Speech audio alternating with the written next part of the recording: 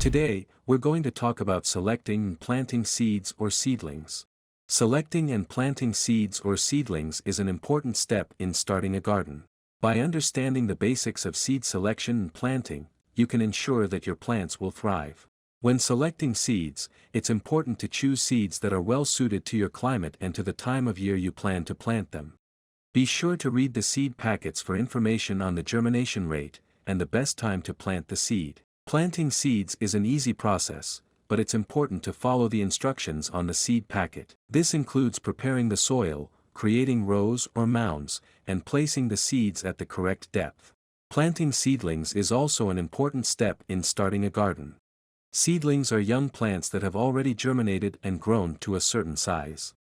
They can be planted in the garden directly, but it's important to protect them from the elements until they are established. By understanding the basics of seed selection and planting, you can ensure that your plants will thrive. Check the link below to start your journey to a beautiful and bountiful garden. Happy gardening!